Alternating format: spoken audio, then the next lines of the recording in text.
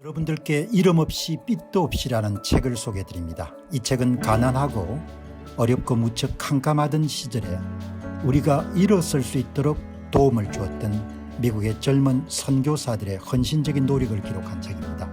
여러분께서는 감동과 교훈 그리고 삶의 지혜를 얻으실 수 있을 것입니다. 감사합니다. 자주 입에 오르내리는 단어가 카드란 단어지 않습니까? 젤렌스키 우크라이나 대통령을 백악관에 초청했을 때 설전을 벌릴 때 당신 카드가 없지 않냐 이런 이야기를 하지 않습니까? 좀 섭섭한 이야기지만 엄청나게 중요한 이야기인 거죠. 당신이 카드가 없지 않냐 이야기죠. 당신이 카드가 없는데 당신이 어떻게 여러분들 몸에 주도를 할 수 있냐 이런 이야기를 하지 않습니까? 카드가 없다는 겁니다. 오랫동안 거래를 해온 사람이기 때문에 보는 사람에 따라서 그런 용어 자체를 싫어하는 사람도 있겠지만 중국의 시진핑 같은 사람은 현장 상황을 잘 모를 겁니다. 전체주의 체제의 속성이 그렇지 않습니까? 그래서 뭐 할 수 있는 것이 큰 소리 치고 폼 잡는 거지 않습니까?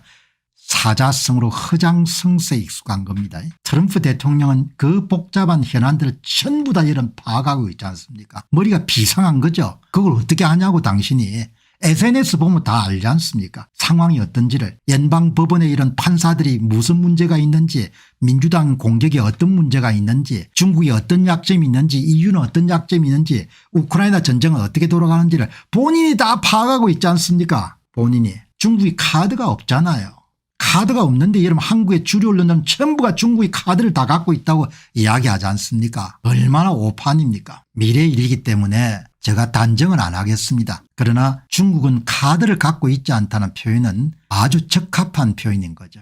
중국 상품들이 이런 미국에서 전부 다 대체 탄력성이 높은 상품입니다. 독점력을 가진 상품이 아니고 대체 탄력성이 높다는 이야기는 몇 달 정도 고통을 감당하겠지만 전부가 다 대체될 수 있다는 이야기지 않습니까? 그래도 이런 매일 아침에 이런들 한국의 주류 언론들 보면 이런 구역질이 나지 않습니까? 그래서 요즘에 이런 공병호 TV에서 안 다루지 않습니까? 대부분 한국 신문들을. 왜냐하면 수준이 너무 낮은 겁니다. 내가 나이를 먹어서 그럴 수도 있지만 한국의 지적인 수준이 너무나 낮아진 것 같아요. 칼럼들도 보면 뭡니까? 그냥 구역질이 나는 칼럼이 많은 겁니다. 거짓말. 보도도 여러분들 뭡니까? 미국의 전부 CNN이나 여러분들 뉴욕타임스를 다 여러분들 카피를 해가지고 그게 여러분들 뺏길 때는 좀 뺏기는 이게 맞는 말을 하는데도 생각을 해야 될 거 아닙니까? 다행히 여러분들 여기에 송의달 교수가 신문사를 떠나가지고 자유롭게 여러분들 글을 쓸 수 있는 시대니까 정론을 펼치는 거지 않습니까? 여기 보시죠. 중국이 버틸 수 있는가? 지방 서방 언론이나 주류 언론들이 전부가 뭘 다루는 거 아니까 중국의 히토류 공급을 중단하게 되면 미국의 F-35기가 뜰 수가 없다. 이런 여러분들 거짓말을 막 털어놓지 않습니까? 세상에 중국에만 여러분 히토류가 있을 수가 없지 않습니까? 다른 나라도 분명히 히토류가 있을 건데 중국이 히토류 금지하면 여러분 다른 나라에 구매하면 되지 않습니까? 아니 여러분들 히토류를 뭡니까? 중국만 갖고 있을 리가 만무하지 않습니까? 그래도 여러분들 그런 여러분들 거짓말을 막 하는 겁니다. 여기 보시면은 중국이 미국을 상대로 완력을 행사할 수 있는 실질적인 카드도 사실상 없습니다. 여러분 이게 핵심입니다. 딩동댕 송의달 교수 이야기의 핵심이 뭔가 하니까 카드가 없다는 겁니다. 카드가 없는데 뭡니까? 서방 언론이나 이런 한국 언론들이 전부가 거짓말하는 겁니다. 카드가 있다고. 중국의 단골 카드인 히토류 광물 수출 금지부터 카드에 해당하지 않습니다. 밥 데이비스 전 월스트리트저널 베이징 지국장은 미국은 중국산 히토류 광물을 대부분 직접 수입하지 않고 가공된 형태로 수입합니다. 중국이 강하게 미국을 압박하면 다른 나라들의 히토류 채굴 생산을 더 자극해서 중국의 자충수가 될 것입니다. 이런 이야기를 해주는 사람이 없지 않습니까? 한국에. 맨날 F-35기가 뜰 수 없다. 조선일보도 전부 다 그걸 여러분들 뭐죠? 도배를 하지 않습니까? 여기 보시죠.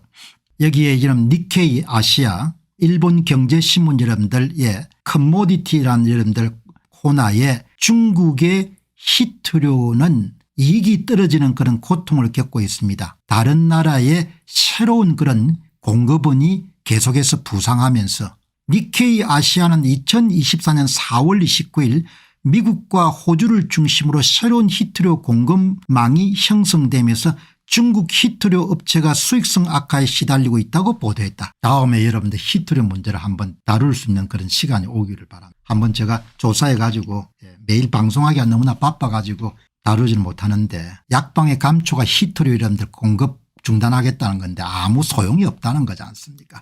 미국채 매각은 위안화 가치 상승으로 수출 타격 수입 타격을 가져올 것입니다. 미국채를 매각을 하게 되면은 국채 공급이 증가가 되면은 국채 가격이 떨어지게 되고 국채 가격이 떨어진다는 것은 대개 국채 가격하고 달러와 가격이 연동을 하니까 달러와 가격이 떨어지는 것이고 달러와 가격이 떨어지면 상대가 여러분들 화폐인 위안화나 엔화나 원화 가치가 올라가지 않습니까? 그럼 위안화 가치가 여러분 올라가게 되면 중국 수출이 타격을 받지 않습니까? 수입은 더 여러분들 비용을 많이 지불해야 되고 쉽게 선택할 수 있는 대안이 아니다는 거죠. 중국의 대미 지렛대인 미국 국채 매각도 쉽지가 않습니다. 트럼프의 적대적인 민주당에서 재무장관을 지냈던 제닛 옐런은 4월 14일 CNBC와 인터뷰에서 중국이 미국 국채를 팔수록 위안화 가치가 더 높아져서 절상이 된다는 겁니다.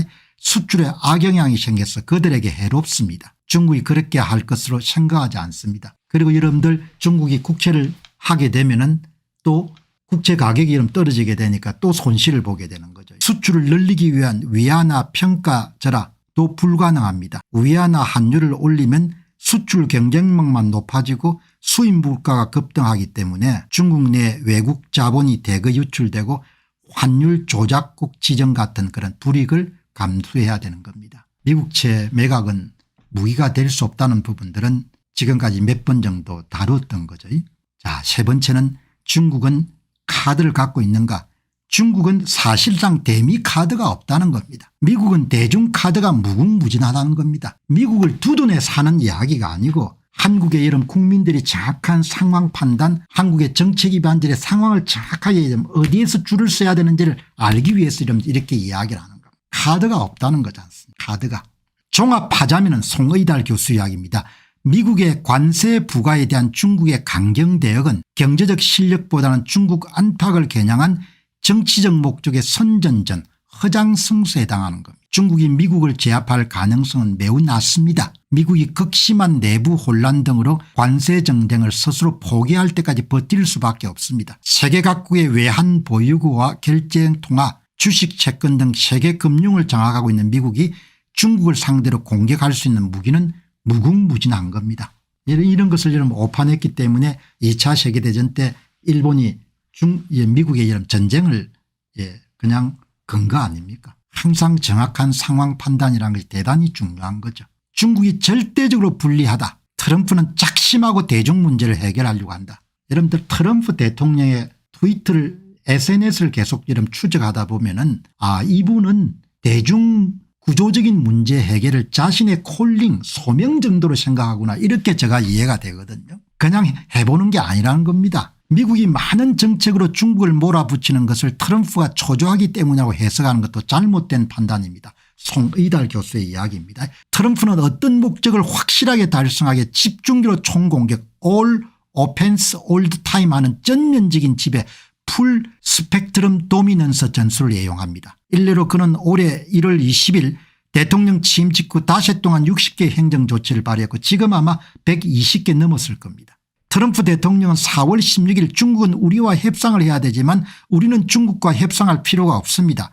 중국은 다른 나라처럼 미국 소비자를 원하며 우리 돈이 필요합니다. 제가 방송 중에 자주 하는 이야기가 이런 거지 않습니까? 현상이든 사무이든 본질을 꿰뚫을 수 있어야 그래야 산다는 이야기지 않습니까? 그래야 이긴다는 겁니다. 저는 트럼프 대통령이 여러분들 SNS를 한 번도 빼놓지 않고 다 여러분 추적하고 연구한 겁니다. 이 사람이 무슨 생각을 지금 하고 있는지 가장 탁월한 능력이 뭐냐.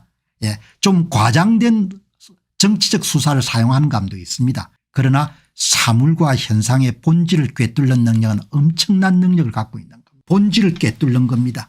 무역전쟁이 뭐냐. 가장 큰 카드를 누가 갖고 있냐. 미국 시장 접근성이 가장 큰 카드다. 오바마도 그걸 몰랐고 바이든도 몰랐고 조지 W 부시도 몰랐기 때문에 바보들이다. 이디어트들이다. 이렇게 보는 겁니다. 사물과 이런 현상의 본질을 꿰뚫는 것은 엄청난 숙련 과정과 단련 과정이 없으면 생긴 게 아닌 겁니다. 그래서 한국의 언론들이 트럼프 대통령에 대해서 이런 시각을 바꿔야 될 것이 저 양반이 투마치 스마트하다고 생각을 갖고 여러분들 접근하게 되면 오보를 안 하는 겁니다. 오보를 안 해야 국민들을 엉뚱한 방향으로 여러분들 끌어가지 않은 거죠. 트럼프 대통령이 투마치 스마트한 사람이다라고 볼 수 있으려면 트럼프가 남기는 SNS를 자세히 보게 되면 그 양반이 보통 양반이 아니라는 걸 알 수가 있는 겁니다. 그걸 모르고 피상적으로 뭡니까 그냥 나쁜 놈 또라이 정신 나간 놈 이렇게 생각하게 되면은 그러면은 대책 없는 기사들을 뭡니까 계속 쏟아낼 수밖에 없는 겁니다. 이거는 한국인들은 죽고 사는 문제와 관련되기 때문에 너무나 중요한 겁니다. 그래서 오늘 송의달 이런 교수의 내용을 3단계로 잘라서 여러분들 소개할 정도로 제가 비중 있게 다루는 겁니다. 여기 보시기 바랍니다. 그냥 스쳐가신 분도 계시지만 4월 16일 중국은 우리와 협상을 해야 되지만 우리는 중국과 협상할 필요 없다. 중국은 다른 나라처럼 미국 소비자를 원하며 우리 돈이 필요하다. 뭔가 하니까 내가 카드를 갖고 있다는 겁니다. 우리가 카드를 갖고 있는 것이 중국이 카드를 갖고 있는 게 아니다. 트럼프 정부는 중국을 제외한 56개국과 개별 협상을 하며 중국 고립을 노고로 하고 있다. 이런 마당에 관세 전쟁이 장기화할수록 불리해지는 것은 중국일 수밖에 없다. 여러분들 오늘 이 글을 굉장히 우리가 정론으로 받아들일 수 있는 것은 송의달 시립대 초빙 교수가 얼마 전까지 조선일보에 계셨지 않습니까? 신문사에 있을 때는 이렇게 여러분들 대세하고 다른 의견을 마음껏 피력하기가 힘든 겁니다. 그러나 신문사를 떠났기 때문에 그야말로 자신의 양심에 따라서 판단에 따라서 글을 쓰는 겁니다. 나라 사랑하는 마음에서 이런 글을 쓴다고 저는 보거든요. 하도 사람들이 헛소리들을 하니까. 여러분 이게 오늘 글의 핵심인 겁니다. 중국이 카드가 없다는 겁니다. 중국이. 한국인들은 미중 신냉정이란 대국 판세의 흐름과 의미를 정확하게 읽고 제대로 대응해야 된다. 이게 바람인 거죠. 판을 잘 읽어야 된다는 겁니다. 여러분 얼마나 집요하게 여러분들 중국을 지금 압박하고 있는 거 아니까 한번 여러분들 지금까지 트럼프 대통령이 당선되고 난 다음에 대중정책을 한번 여러분들 살펴보도록 하겠습니다. 이게 이런 트럼프 당선이 11월 5일 날 선거가 있고 트럼프 당선 이후 대선 공약으로 바로 이틀 후에 중국산 제품의 60% 관세 부과 계획을 발표합니다. 11월 25일 날 트럼프 당선 신분으로 취임 즉시 중국, 캐나다, 멕시코의 25% 관세 부과 전부 다 뭡니까 구상을 다 세우고 있었다는 겁니다. 2025년 1월 20일 날 트럼프 2기 행정부 공식 출범 취임 첫날 40개 이상 행정명령을 서명했고 그 가운데 관세정책과 이민정책이 가장 중요한 두 개의 축입니다. 2025년 2월 1일 날 중국, 캐나다, 멕시코에 25% 추가 관세 부과 행정명령을 서명하고 2025년도 2월 10일에 모든 수입 철강 및 알루미늄의 25% 관세 부과 명령을 추구하고 2025년 3월 10일 날 전 세계 대상 첫 번째 상호관세 정책을 발표하고 중국산 제품에 우선 적용하고 4월 18일 날 미 대중관세 245%로 보복 인상하고 코로나 피해 보상금 배상하고 중국이 여러분들 유출했으니까 중국인 유학생 추방하고 중국 기업 뉴욕 증시의 상장 폐지 추구하고 2028년 4월 18일 날 백악관 홈페이지 정식으로 코로나19 바이러스는 중국이 우한 실험실에서 유출해 가지고 여러분들 발생한 거라고 공식 게재하고 중국이 책임져야 된다고 이런 공식 게재한 겁니다. 그리고 2025년 4월 18일 날 중국산 선박에 대한 항만 입학 수수료를 내라고 이렇게 요구한 겁니다. 권력 잡으면 이렇게 해야 되는 겁니다. 준비 다 했다가 전광 스쿼처럼 밀어붙여야 되는 겁니다. 하다 이러면 당하는 거지 않습니까? 코로나 배상금 요구할 것 같아요. 지금 돌아가는 걸 보면. 오늘 시간이 있었으면 백악관에서 공지한 코로나 바이러스를 우한 실험실에 유출한 거 그걸 한번 다루려고 했는데 오늘 시간이 없어가 여러분들 굉장히 좋은 연구 보고서 성격의 칼럼을 게재를 해줘 가지고 굉장히 크게 도움이 됐고 아마 오늘 방송을 보시는 분들이 많이 이렇게 한번 생각을 정리할 수 있는 그런 기회가 됐을 겁니다. 안녕하십니까, 공병호입니다. 그동안 공병호TV는 선거 공정성 회복과 자유민주주의 체제의 보존과 발전을 위해 노력해왔습니다. 이런 노력들이 지속될 수 있도록 공병호TV의 정기 후원 프로그램이자 멤버십 프로그램을 소개해드립니다. 뜻 있는 분들의 관심과 동참을 부탁드립니다. 선거 공정성 회복을 위한 노력을 지지하시고 훌륭한 나라 만들기에 동참하시는 시청자분들이시라면 구독 버튼 바로 옆에 있는 가입 버튼을 통해서 정기 후원 프로그램에 가입할 수 있습니다. 가입 버튼을 누르시면 공병호TV의 후원자가 되시게 됩니다. 여러분의 후원이 선거 공정성 회복을 위한 노력에 힘을 더할 수 있을 뿐만 아니라 자유민주주의 체제의 수호를 그리고 발전을 통해 여러분과 후손들의 삶에 빛과 소금이 될 것입니다. 특히 그동안 공병호TV는 선거 공정성 회복을 위한 노력 과정에서 채널 성장에 제약이 가해지는 불이익을 감수해왔고 지금도 그런 불이익이 계속되고 있습니다. 그럼에도 불구하고 너무나 중대한 문제이기 때문에 공병호TV의 노력은 계속될 것입니다. 여러분의 깊은 관심을 부탁드립니다. 감사합니다.